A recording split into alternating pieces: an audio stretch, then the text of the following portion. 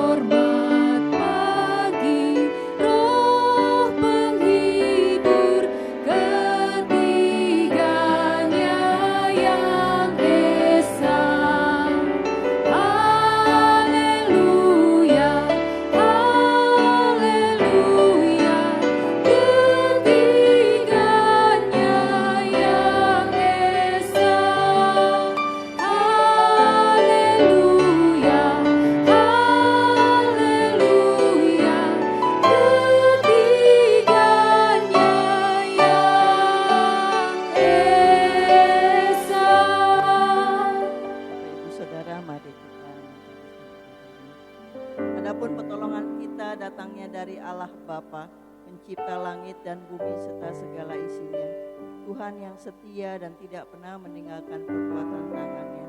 Turunlah atas kita kasih karunia dan damai sejahtera dari Allah Bapa, Allah Anak, Allah Roh Kudus. Amin. Kami bersyukur Tuhan kepada Engkau, di mana saat ini ya Bapa, kami boleh beribadah kepada Engkau ya Bapa. Semua karena kasih anugerah Tuhan bagi kami. Hosana bagi Engkau ya Tuhan, di tempat yang maha tinggi.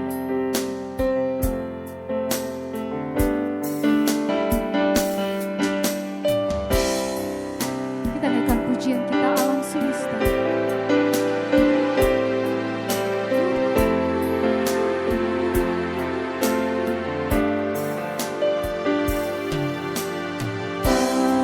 Alam semesta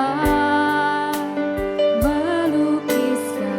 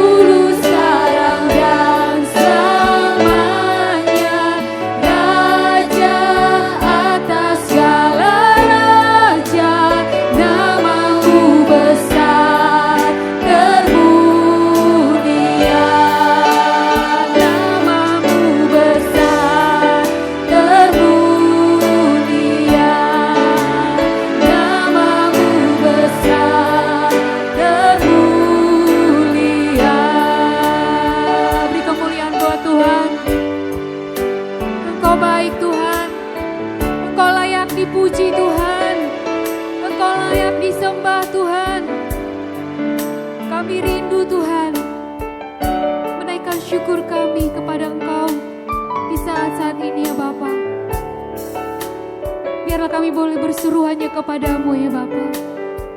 Engkau penolong dalam hidup kami. Engkau Tuhan penolong dalam hidup kami. Haleluya Yesus. Ini kami Tuhan. Haleluya Yesus.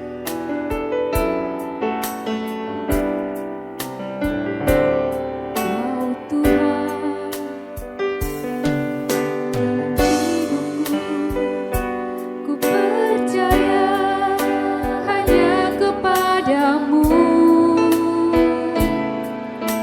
Kau pegang tanganku dan tuntun langkahku. Yesus, kau perlindunganku. Kau Tuhan, penolong dalam hidupku, penolongku dalam kesesakan. Kau gunung batuku dan pertahananku. Yesus, kau kemenanganku. Yesus, padamu ku berseru, Kaulah penyelamatku. Terpujilah Kau Tuhanku.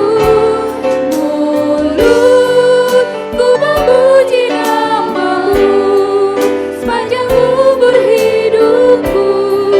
Terpujilah Kau Tuhanku di atas segalanya.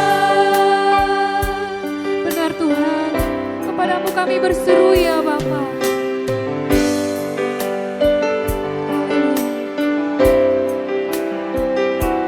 Kau Tuhan penolong dalam hidupku, percaya hanya kepadamu. Kau pegang tanganku dan tuntun langkahku. Yesus, kau perlindunganku. Kau Tuhan, kekuatan dalam hidupku, penolongku dalam kesesakan. Kau gunung batuku dan pertahananku. Yesus, kau kemenanganku. Yesus, padamu ku berseru, Kaulah penyelamatku. Terpujilah Kau Tuhanku. Mulutku memuji nama-Mu sepanjang umur hidupku. Terpujilah Kau Tuhanku di atas segalanya. Yesus, padamu ku berseru, Kaulah penyelamatku. Terpujilah Kau Tuhanku. Mulutku memuji nama-Mu sepanjang umur hidupku. Terpujilah Kau Tuhanku di atas segalanya. Terpujilah Kau Tuhanku di atas segalanya. Terpujilah Kau Tuhanku di atas segalanya. Haleluya. Terpujilah Kau Tuhan. Haleluya. Haleluya Tuhan. Sungguh Engkau Allah yang hidup Bapa. Sungguh Engkau Allah yang luar biasa Tuhan. Sungguh Engkau Allah yang dahsyat Tuhan. Betapa kami bersyukur mempunyai Allah yang seperti Engkau. Terima kasih Tuhan. Untuk saat ini ya Bapa, kami boleh datang beribadah secara pribadi kami Bapa kepada Engkau ya Tuhan Yesus. Penolong kami, penyelamat kami. Biarlah Tuhan melalui puji-pujian ini Bapa, yang akan kami selalu naikkan Bapa, boleh menyenangkan hati-Mu. Bahkan firman Tuhan yang akan disampaikan oleh Ibu Pendeta Rohana Jisuciono, Tuhan berkati. Sehingga firman ini Tuhan menjadi berkat buat kami secara pribadi. Dan kiranya ini juga menjadi suatu keberkatan bagi orang-orang yang mendengarnya Bapa.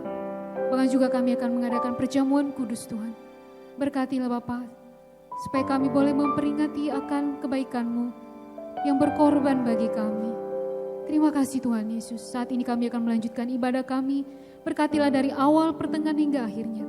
Di dalam nama Tuhan Yesus, kami berdoa dan mengucap syukur. Amin. Amin. Haleluya. Kita tetap memuji Tuhan. Amin. Mari kita naikkan pujian kita. Betapa Tuhan kita luar biasa. Karena Tuhan memberi kita kuasa. Amin.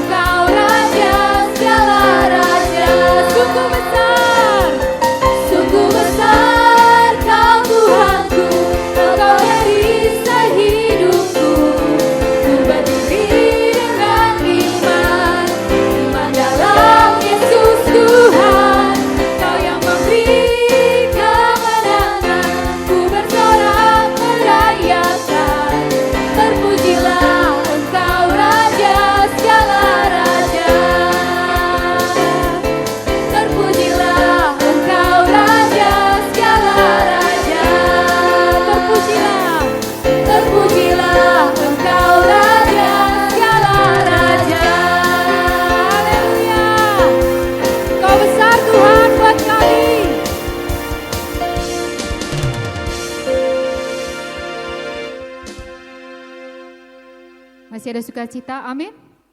Tiba saatnya kita akan mendengarkan kebenaran firman Tuhan. Kita mau siapkan diri kita, hati kita lebih lagi. Sambil mempersiapkan diri kita akan menaikkan pujian untuk menyambut firman Tuhan.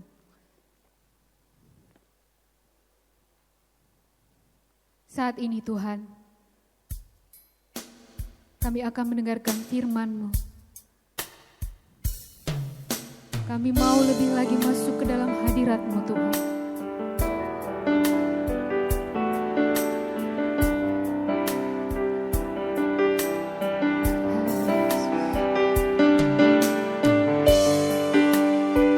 Haleluya Yesus. Biarlah pujian, penyembahan menjadi suatu kesukaan bagi Engkau ya Bapa. Sama-sama kita katakan. Ku masuk ke hadirat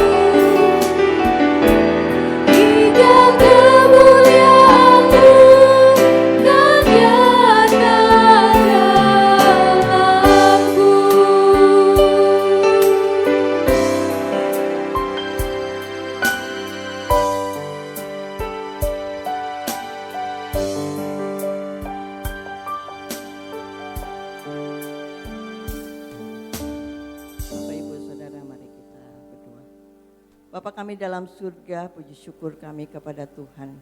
Di tengah-tengah kami masih ada kesempatan untuk beribadah sekalipun di rumah kami masing-masing. Tapi kami percaya dimanapun kami bersekutu di dalam nama Tuhan Yesus, Tuhan hadir di tengah-tengah kami. Dan pada saat ini kami mau merenungkan firman-Mu. Biarlah firman ini yang terus menjadi tuntunan, pegangan, kekuatan, sehingga kami terus bertumbuh di dalam iman kami. Apapun keadaan kami terus memandang kepada Tuhan. Karena kami percaya hanya Tuhanlah yang berdaulat di dalam kehidupan kami, di tengah-tengah bangsa kami, bahkan di dunia ini. Ya Tuhan, biarlah Roh Kudus yang menuntun kami untuk memahami akan firman Tuhan. Dan kami juga boleh hidup seturut dengan kehendak-Mu. Di dalam nama Tuhan Yesus kami berdoa mengucap syukur. Amin. Shalom Bapak Ibu Saudara. Ya, tidak terasa kita sudah tiga minggu ya tidak berjumpa. Ya, saya bilang kangen juga. Tapi beginilah keadaan kita. Bagaimanapun juga kita syukuri untuk kesempatan kita masih ada teknologi yang canggih seperti ini, di mana kita masih bisa bersekutu dalam arti menyembah Tuhan bersama-sama. Dan pada pagi hari ini kita akan merenungkan firman Tuhan dari Roma. Saya akan dari Roma 8, saya akan pada Roma 8 ayat 26 sampai 29. Roma 8 ayat 26 sampai 29. Saya akan bacakan. Demikian juga Roh membantu kita dalam kelemahan kita, sebab kita tidak tahu bagaimana sebenarnya harus berdoa, tetapi Roh sendiri berdoa untuk kita kepada Allah dengan keluhan-keluhan yang tidak terucapkan. Dan Allah menyelidiki hati nurani, mengetahui maksud Roh itu, yaitu bahwa Ia sesuai dengan kehendak Allah berdoa untuk orang-orang kudus. Kita tahu sekarang bahwa Allah turut bekerja dalam segala sesuatu untuk mendatangkan kebaikan bagi mereka yang mengasihi Dia, yaitu bagi mereka yang terpanggil sesuai dengan rencana Allah. Sebab semua orang yang dipilihnya dari semula, mereka juga ditentukannya dari semula untuk menjadi serupa dengan gambar anaknya, supaya ia, anaknya itu menjadi yang sulung di antara banyak saudara. Judul khotbah pada hari ini adalah ketika Tuhan tidak dapat dimengerti. Roma 8 yang baru saja kita baca ini ada tulisan Rasul Paulus kepada jemaat di Roma, kepada orang-orang percaya, janji kepada orang-orang percaya, orang-orang yang hidup bagi Kristus. Dan orang-orang yang percaya kepada Tuhan Yesus dikatakan bahwa mereka akan segala sesuatu yang terjadi dalam kehidupannya, maka itu adalah untuk kebaikan. Memang ada orang yang banyak salah paham mengenai hal ini. Berarti apakah segala sesuatu di dalam kehidupan orang yang percaya hanya kebaikan saja yang diterimanya? Bukan itu yang dimaksud oleh Rasul Paulus ketika dia menuliskan nats ini. Rasul Paulus ingin mengatakan bahwa bagi orang yang percaya, apapun yang terjadi di dalam kehidupannya itu akan mendatangkan kebaikan. Gambaran Adrian Rogers ada yang menunjukkan bahwa seperti garam, ya, garam kita pakai untuk memasak, garam kita juga membutuhkan dalam tubuh kita. Tetapi kalau garam itu terdiri dari natrium dan klorida. Kalau hanya unsur itu saja sendiri, itu bahkan adalah unsur yang beracun. Tetapi ketika itu disatukan menjadi sesuatu yang baik dan yang bermanfaat. Dan inilah yang dimaksudkan ketika kita ini hidup, bukannya kebaikan saja yang kita alami, tetapi juga kesulitan di dalam kehidupan kita, tetapi Tuhan memiliki tujuan. Ya, dikatakan di dalam ayat 29 tadi bahwa tujuan akhirnya adalah supaya kita menjadi serupa dengan gambar anaknya. Menjadi serupa seperti Tuhan Yesus. Ini merupakan suatu proses pembentukan. Memang pada saat ini banyak pertanyaan. Bahkan kadang-kadang menjadi suatu bisa dikatakan pergumulan apakah antara akal dan keyakinan kita ini bisa disatukan. Bahwa situasi seperti ini, situasi yang tidak menentu, bahkan siapa yang bisa berpikir atau bayangkan sebelumnya, bukan hanya dampak dari urusan ini hanya satu negara saja, tapi ratusan negara dan banyak korban yang sudah berjatuhan. Dan ketika yang meninggal pun bukanlah hanya katakanlah orang, banyak juga adalah anak-anak Tuhan. Banyak hamba-hamba Tuhan, banyak keluarga yang kehilangan suami, istri, orang tua. Dan ini menjadi suatu pertanyaan. Di manakah Tuhan? Mengapa kok Tuhan seakan-akan diam? Apakah berarti Tuhan itu tidak ada lagi?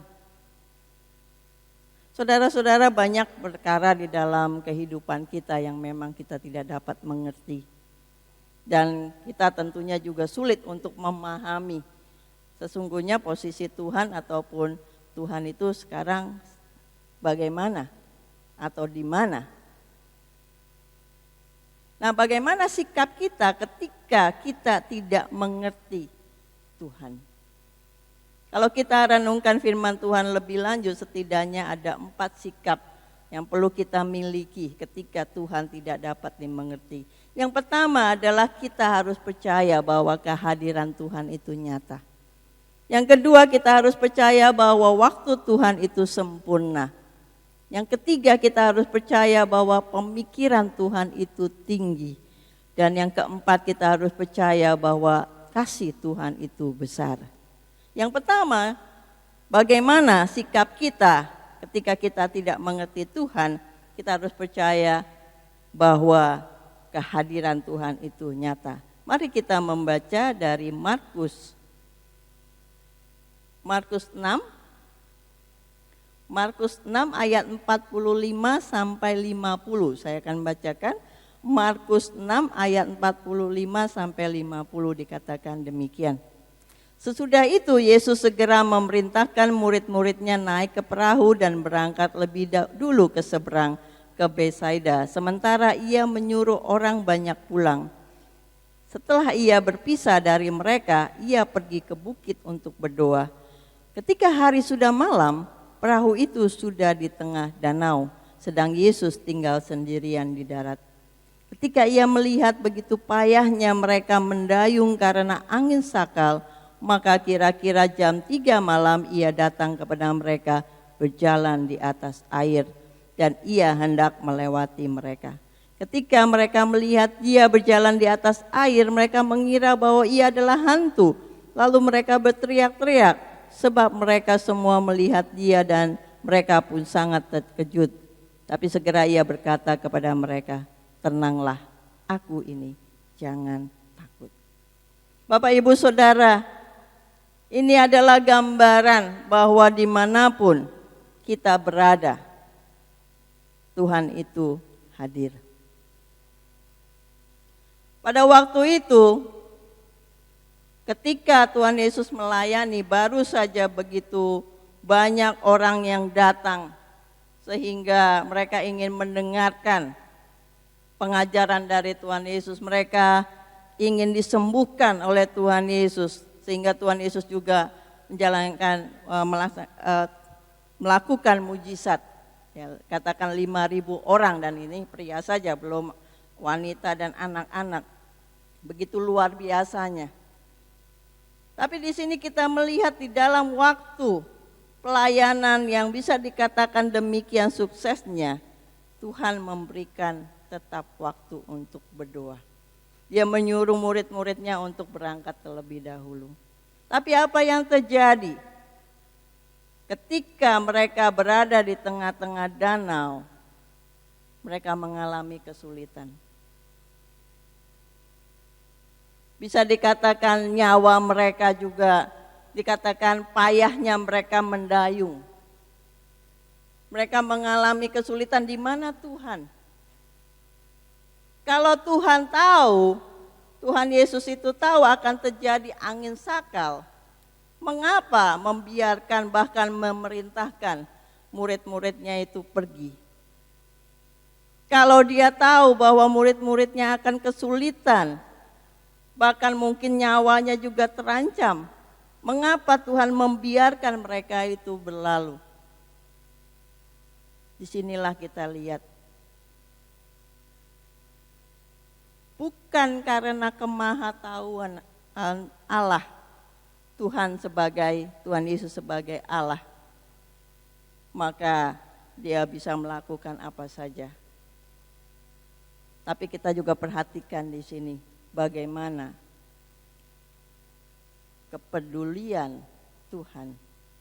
Sekalipun murid-muridnya berada di danau tanpa Tuhan, tapi di mana Tuhan Yesus berada di atas bukit, dia melihat apa yang terjadi terhadap murid-muridnya. Maka dikatakan pada waktu dia melihat betapa payahnya mereka itu mendayung, maka Tuhan pun menghampiri mereka. Dia berjalan di atas air. Dan inilah yang dikatakannya ketika mereka juga berada dalam ketakutan, mereka sangat terkejut. Mungkin mereka anggap mereka itu lihat hantu, tetapi dikatakan tenanglah, aku ini, jangan takut. Di dalam kehidupan kita, mungkin saat ini banyak yang ketakutan, banyak yang mempertanyakan sampai kapan keberadaan ini, sampai kapan situasi ini berlanjut. Bagi orang tua yang punya anak-anak yang masih sekolah dan harus mendampingi, ya, yang tidak biasa menjadi guru lalu tiba-tiba harus menjadi guru di rumah, sekalipun memang pelajaran diberikan oleh guru-gurunya melalui online, tapi tetap saja pendampingan itu diperlukan. Ya, dan bagaimana dengan yang biasanya bekerja, harus bekerja di rumah, bagaimana yang biasanya mereka bekerja di luar buruh harian ataupun pekerjaan itu lalu tidak mendapatkan penghasilan. Banyak pertanyaan-pertanyaan yang menjadi orang bingung atau bahkan stres, sampai berapa lama kondisi seperti ini. Mengapa Tuhan itu diam saja? Seakan-akan Tuhan itu membiarkan keadaan ini. Tapi Bapak Ibu Saudara, dikatakan tenanglah, aku ini, jangan takut. Kita percaya ketika kita tidak memahami Tuhan, ketika kita tidak memahami keadaan kita, kita percaya bahwa Tuhan tetap hadir di tengah-tengah kita.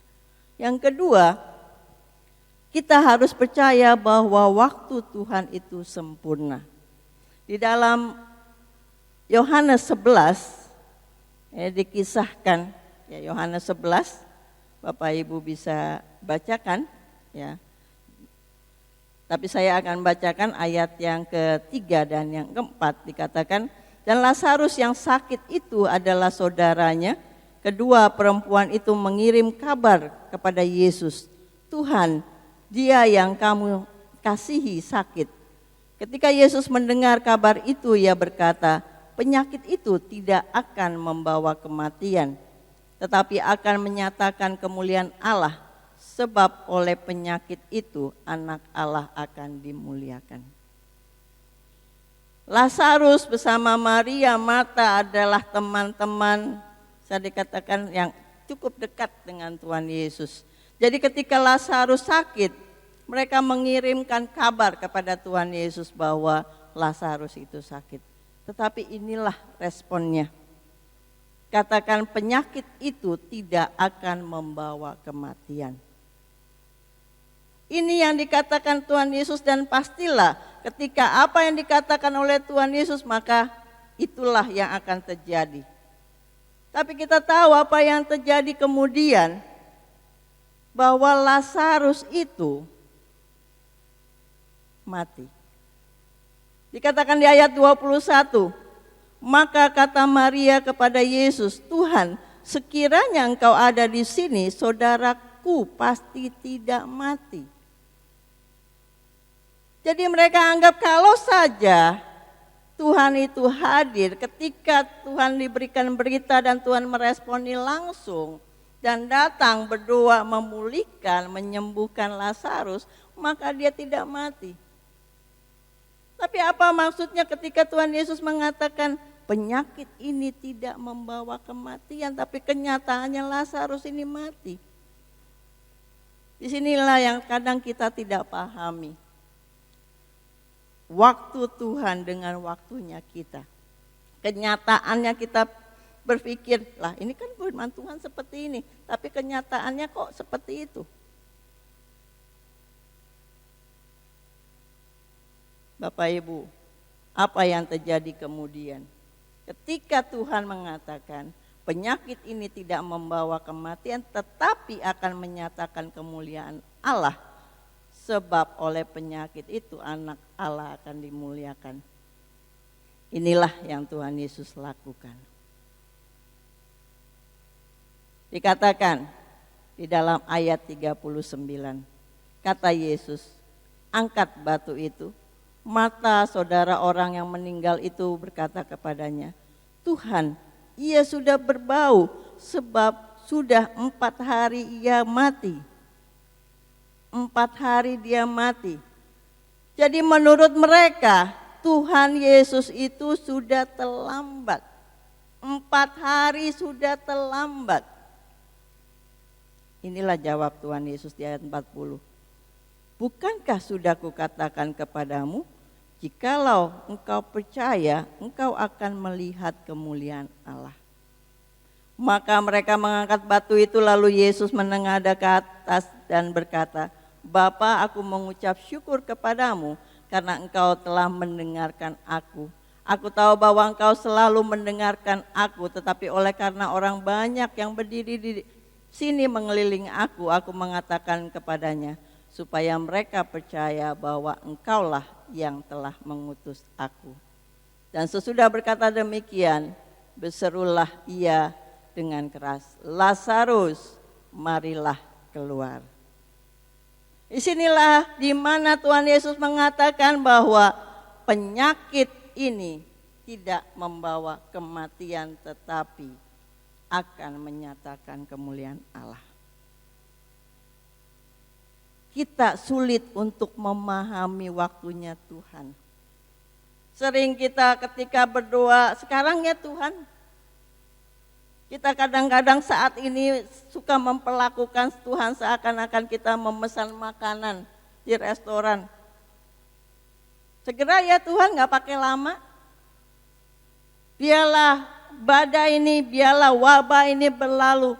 Gak pakai lama ya Tuhan. Tapi sesungguhnya apa yang firman Tuhan ingin ajarkan kepada kita. Bukan kita yang menentukan. Kita memiliki terbatasan. Kita ketika Tuhan mengatakan firman-Nya, itulah yang harus kita pegang. Firman-Nya dan waktunya itu adalah sempurna. Maka biarlah seperti yang Tuhan katakan kepada Marta, bukankah sudah kukatakan kepadamu, jikalau engkau percaya engkau akan melihat kemuliaan Allah. Bapak, Ibu, Saudara, apakah kita percaya? Apakah kita mau melihat kemuliaan Allah? Dan ketika kita percaya bahwa wabah ini, COVID-19 ini akan berlalu pada waktunya Tuhan, maka kita akan melihat kemuliaan Allah. Yang ketiga, ketika kita tidak mengerti Tuhan, sikap kita adalah kita harus percaya bahwa pemikiran Tuhan itu lebih tinggi. Di dalam Yesaya 55, mari Bapak Ibu kita baca bersama. Yesaya 55, saya akan bacakan ayat yang ke-6 sampai 9. Carilah Tuhan selama ia berkenan ditemukan, berserulah kepadanya selama ia dekat. Baiklah orang fasik meninggalkan jalannya, dan orang jahat meninggalkan rancangannya. Baiklah ia kembali kepada Tuhan, maka ia akan mengasihaninya, dan kepada Allah kita, sebab ia memberi pengampunan dengan limpahnya. Sebab rancanganku bukanlah rancanganmu, dan jalanmu bukanlah jalanku, demikian firman Tuhan. Seperti tingginya langit dari bumi, demikianlah tingginya jalanku dari jalanmu, dan rancanganku dari rancanganmu. Mengapa terjadinya pergumulan saat ini antara pemikiran, antara logika dengan iman? Karena manusia berusaha terus membuat ini make sense.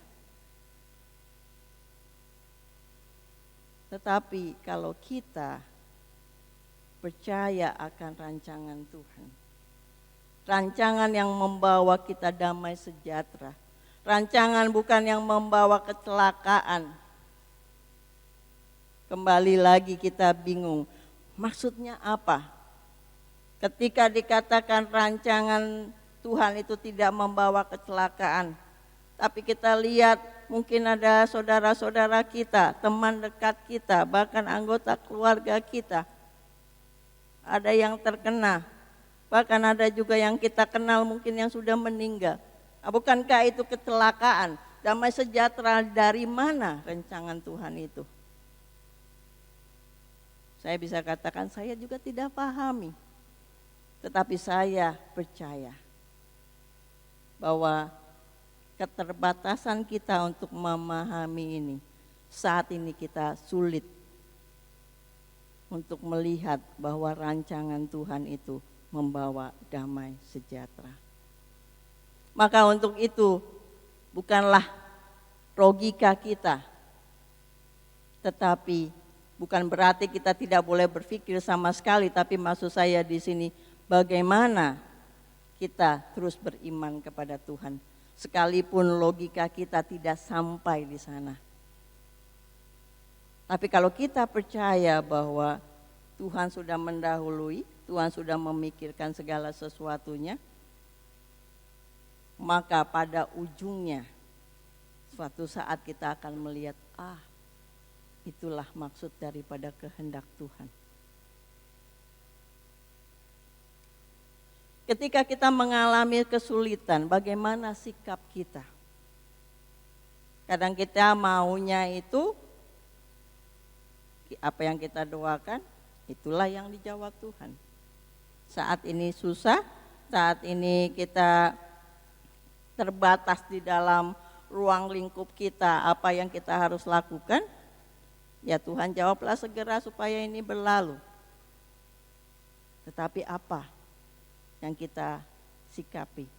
Apa yang harus kita hadapi ketika Tuhan tidak menjawab doa-doa kita? Inilah yang kita perlu teladani dari Sadrak, Mesak, Abednego. Di dalam Daniel 3 ayat 17. Daniel 3 ayat 17 dan 18. Pada saat itu, Sadrak, Mesak, dan Abednego menolak untuk menyembah patung raja. Dan konsekuensinya mereka itu akan dicampakkan ke perapian yang menyala-nyala. Nyawa mereka terancam. Tetapi inilah jawabannya, jawaban mereka. Daniel 3 ayat 17, jika Allah yang kami puja sanggup melepaskan kami, maka akan melepaskan kami dari perapian yang menyala-nyala itu dan dari dalam tangannya, ya Raja. Tetapi seandainya tidak, hendaklah Rajaku mengetahui, ya Raja, bahwa kami tidak akan memuja dewa Tuanku dan tidak akan menyembah patung emas yang Tuanku dirikan itu. Inilah kepercayaan kepada kedaulatan Tuhan. Mereka tahu bahwa Tuhan sudah memikirkan segala sesuatunya. Mereka itu adalah rancangan Tuhan. Bagaimana Tuhan, apa yang Tuhan kehendaki, itulah yang akan dilakukan. Dan inilah iman mereka. Kalau Tuhan mau lepaskan, ya Tuhan akan lepaskan. Jika kehendak Tuhan, Tuhan akan bebaskan mereka, Tuhan akan bebaskan. Tetapi jika pun tidak, itu juga kehendak Tuhan. Pilihannya adalah tetap mengikut Tuhan apapun yang terjadi. Jadi saat ini sekalipun kita tidak pahami apa yang terjadi, tapi biarlah kita percaya, yakin bahwa rancangan Tuhan itu melampaui akal pikiran kita. Tetapi ketika kita percaya, ada damai sejahtera Tuhan menyertai kita. Dan yang terakhir, kita harus percaya bahwa kasih Tuhan itu besar. Di dalam Mazmur 8 ayat yang ke-5, Mazmur 8 ayat yang ke-5 dikatakan, apakah manusia sehingga engkau mengingatnya? Apakah anak manusia sehingga engkau mengindahkannya? Apakah manusia sehingga engkau mengingatnya? Apakah anak manusia sehingga engkau mengindahkannya? Gambaran bahwa kita manusia yang begitu fragile-nya, manusia yang begitu lemahnya. Saat ini kita melihat tidak ada batasan usia, tidak ada batasan sosial yang terkena COVID-19. Bukan hanya orang-orang yang katakan kaya saja, bukan yang di tengah, bukan saja yang miskin, semuanya terkena. Tetapi yang harus kita sadari bahwa Tuhan mengasihi kita. Kita ini berarti di mata Tuhan. Di dalam Yohanes 3 ayat 16 dikatakan, karena begitu besar kasih Allah akan dunia ini sehingga ia telah mengaruniakan anaknya yang tunggal, supaya setiap orang yang percaya kepadanya tidak binasa, melainkan beroleh hidup yang kekal. Tuhan bukan saja peduli kehidupan kita di dunia ini, tetapi Tuhan lebih peduli juga akan kehidupan kita yang kekal. Apakah kita sudah menerima Tuhan Yesus sebagai Tuhan dan Juru Selamat kita? Apakah kita sudah mengalami keselamatan yang sudah telah sediakan bagi kita? Itulah yang kita harus pedulikan saat ini. Kasih Tuhan kepada kita. Karena kita bisa bayangkan, kalau kembali lagi kita berpikir secara logika, siapalah kita ini? Kerentanan manusia, kerentanan kehidupan manusia. Virus yang begitu kecil saja masuk ke dalam tubuh kita. Dokter pun berusaha. Sampai saat ini, ya ada yang bilang sudah ada anti vaksinnya, ada yang bilang kalau sudah ada mana, gitu kan. Kita tidak tahu. Tetapi inilah menjadi momen saat bagi kita untuk berpikir. Begitu besarnya kasih Tuhan. Manusia yang begitu rentannya, manusia yang begitu hinanya. Apalagi kalau kita bicara soal dosa. Katakan, siapa yang mau orang mati bagi orang yang jahat? Nggak ada. Kita mungkin ya mau berkorban untuk orang yang baik kepada kita sebagai bagian daripada balas budi. Tapi siapa yang mau untuk melakukan, untuk mengorbankan nyawanya, dirinya, menderita sedemikian rupa untuk orang yang jahat? Tapi itulah yang Tuhan Yesus lakukan bagi kita. Jadi banyak hal yang kita tidak mengerti di dalam kehidupan kita. Tapi inilah kesempatan bagi kita untuk merenungkan kasih Allah anugerah Allah yang begitu luar biasa besarnya bagi kita. Maka Bapak Ibu, jika kita tidak mengerti Tuhan, ingatlah bahwa kehadiran Tuhan itu nyata di tengah-tengah kita meskipun kita mungkin tidak merasakan. Dan waktu Tuhan itu sempurna. Tidak sama waktu kita dengan waktu Tuhan. Kita maunya saat ini, sekarang juga. Tapi ketika Tuhan mengatakan nanti waktuku akan datang, kita percayakan itu. Dan pemikiran Tuhan itu begitu tinggi. Terbataslah kita manusia yang lemah ini. Tapi kasih Tuhan itu besar bagi kita. Marilah kita renungkan Bapak Ibu. Dan saat ini sebentar lagi kita akan bukan perjamuan. Biarlah kita juga sambil merenungkan akan anugerah Tuhan yang begitu luar biasa di dalam kehidupan kita.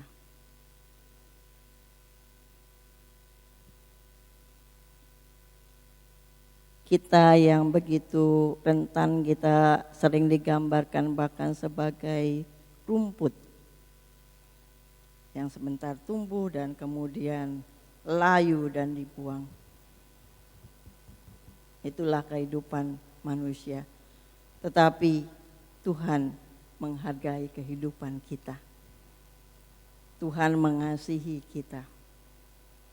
Maka untuk itulah Tuhan Yesus datang ke dunia ini untuk menyerahkan dirinya kepada kita, mengorbankan nyawanya bagi kita.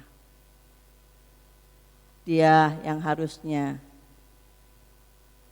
dia tidak berdosa, tidak ada satupun ditemukan kesalahan sedikit pun.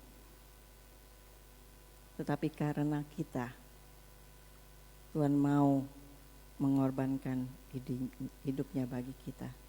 Mari Bapak Ibu, kita akan membaca dari 1 Korintus 11 ayat 23 sampai 29 sebagai perenungan perjamuan. 1 Korintus 11 ayat 23. Sebab apa yang telah kuteruskan kepadamu telah aku terima dari Tuhan, yaitu bahwa Tuhan Yesus pada malam waktu ia diserahkan mengambil roti, dan sesudah itu ia mengucap syukur atasnya, ia memecah-mecahkannya dan berkata, inilah tubuhku yang diserahkan bagi kamu, perbuatlah ini menjadi peringatan akan aku.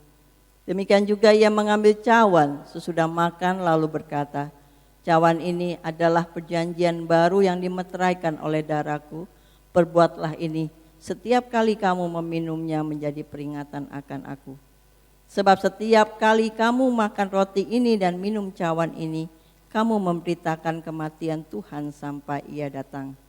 Jadi barang siapa dengan cara yang tidak layak makan roti atau minum cawan Tuhan, ia berdosa terhadap tubuh dan darah Tuhan. Karena itu hendaklah tiap-tiap orang menguji dirinya sendiri, dan baru sesudah itu ia makan roti dan minum dari cawan itu.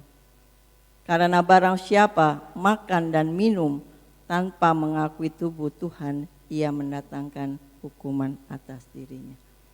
Bapak Ibu, dalam keadaan seperti sekarang kami maklumi jika ada yang tidak bisa mengikutinya, tetapi media apapun, bisa saja roti ini juga berupa biskuit atau roti tawar, dan air anggur ini merupakan sirup anggur, atau bahkan jika tidak sempat keluar bisa menggunakan teh, tidak apa-apa. Ini adalah simbol, tapi yang penting adalah maknanya. Kita ingin tetap seperti yang firman Tuhan katakan, kita lakukan perjamuan ini untuk mengingat akan penderitaan pengorbanan Tuhan Yesus di kayu salib. Dan dengan perjamuan ini juga kita harus menguji diri kita. Kita menghargai apa yang Tuhan Yesus telah lakukan bagi kita. Maka marilah kita menenangkan diri kita sejenak dan kita akan menaikkan pujian pimpin ke Kalvari.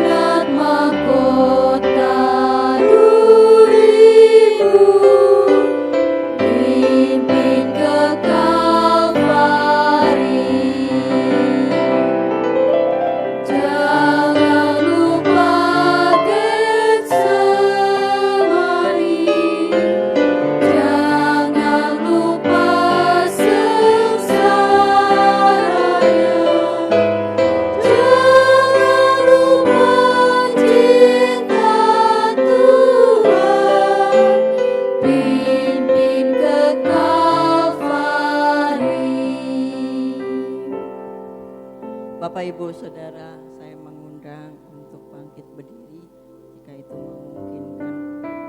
Kita memegang roti di tangan kanan kita. Kita mensyukuri akan tubuh Tuhan Yesus yang begitu indah, begitu elok, tanpa cacat. Tubuh yang tidak melakukan dosa sedikit pun. Tubuh yang begitu kudus.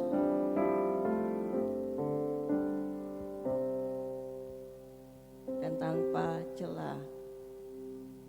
Maka Tuhan Yesus adalah domba Allah yang begitu sempurna untuk dikorbankan. Dan Dia telah memberikan dirinya. Dan itulah korban yang diterima oleh Allah Bapa untuk menebus dosa-dosa kita. Marilah kita memakan roti ini dengan pengucapan syukur.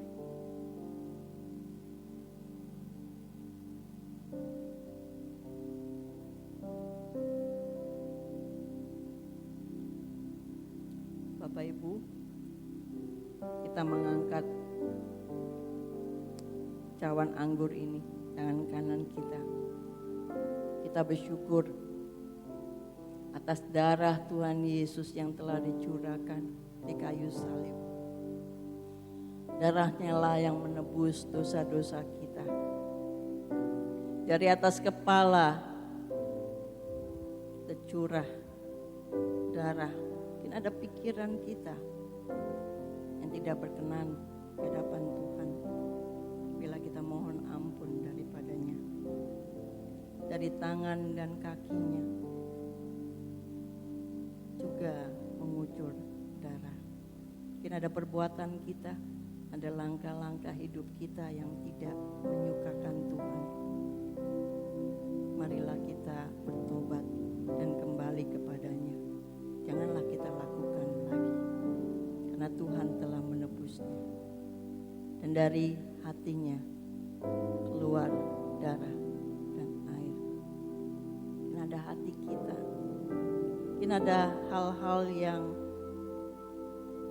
tidak Tuhan sukai. Mungkin ada hal yang kita belum mengampuni orang. Mungkin ada hal yang membuat kita iri hati, kita cemburu, kita membenci orang. Tapi Tuhan ingin kita tinggalkan semuanya itu dan kembali kepadanya. Tuhan sudah menebuskan bagi kita. Bapak Ibu Saudara, marilah kita minum air anggur ini dengan pengucapan syukur.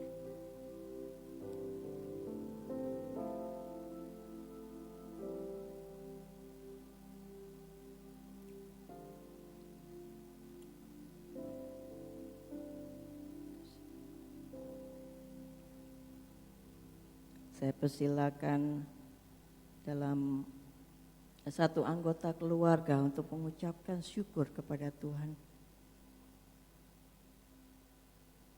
atas kasih karunia-Nya.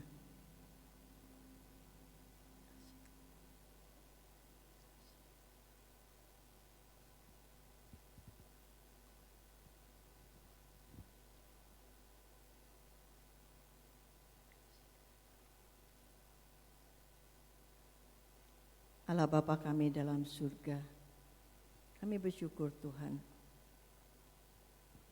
untuk kasih karunia Tuhan yang begitu luar biasa di dalam kehidupan kami. Kami yang tidak layak untuk datang ke hadirat Tuhan yang Maha Kudus, tetapi karena darah Tuhanlah yang telah menyucikan kami, sehingga kami dapat datang untuk menyembah Tuhan. Dan juga di dalam keputusasaan kami, ketika kami mengikuti jalan kami masing-masing, begitu sesatnya jalan kami. Tapi Tuhan yang begitu mengasihi kami, Tuhanlah yang menarik kami kembali ke jalan yang benar. Tuhan, ampunilah setiap dosa-dosa kami, baik pikiran kami, perbuatan kami, sikap kami, hati kami, jalan hidup kami yang tidak berkenan di hadapan Tuhan. Biarlah Roh Kudus yang terus menuntun kami, sehingga kami boleh hidup layak di hadapan Tuhan. Kami boleh hidup menyenangkan Tuhan. Dan kiranya kami juga melanjutkan kehidupan kami dengan menyukakan Tuhan. Dan pakailah kami menjadi berkat dimanapun kami berada. Baik di tengah-tengah keluarga kami, di tengah-tengah tetangga kami. Apalagi di dalam kondisi seperti ini, bukan kami mementingkan diri kami sendiri, bagaimana kami mempedulikan sesama kami. Kami juga menyatakan kasih kami kepada sesama kami seperti Tuhan telah mengasihi kami. Ya Tuhan, pakailah kami menjadi berkat. Kami juga berdoa untuk saudara-saudara kami yang mungkin pada saat ini sedang lemah tubuhnya. Biarlah bilur-bilur Tuhan memulihkan mereka. Kami juga berdoa saat ini untuk para dokter, para suster, semua yang terlibat di garis depan Tuhan untuk menghadapi COVID-19 ini. Ya Tuhan, berilah mereka kekuatan, peliharalah kesehatan mereka Tuhan. Dan juga kami berdoa untuk para pemimpin bangsa kami, berikanlah mereka hikmat Tuhan, sehingga mereka pun dapat melangkah dengan tepat untuk mengatasi setiap permasalahan yang saat ini hadapi oleh bangsa kami dan bahkan di dunia ini. Kembali lagi Tuhan, tolonglah kami semua, karena tanpa Tuhan kami tidak dapat berbuat apa-apa. Biarlah kami juga boleh berdampak bagi masyarakat di mana kami berada, bahkan bagi bangsa dan negara kami. Dan kami mau melanjutkan kehidupan kami. Kami memandang kepada Tuhan karena kepada mula harapan kami. Kami hanya mengandalkan Tuhan. Bapak Ibu Saudara, marilah kita akhiri ibadah ini. Kita mensyukuri untuk keberadaan kita. Kita syukuri untuk keluarga kita. Kita syukuri untuk setiap anugerah berkat daripada Tuhan. Marilah kita melanjutkan kegiatan kita dan marilah kita lanjutkan untuk menjadi berkat. Dan biarlah Bapak Ibu Saudara menerima berkat daripada Tuhan. Damai sejahtera dari Allah Bapa, kasih karunia daripada Tuhan Yesus, persekutuan dan penghiburan daripada Roh Kudus senantiasa menyertai kita mulai saat ini hingga kedatangan Tuhan yang kedua kali, bahkan sampai selama-lamanya bagi Bapa.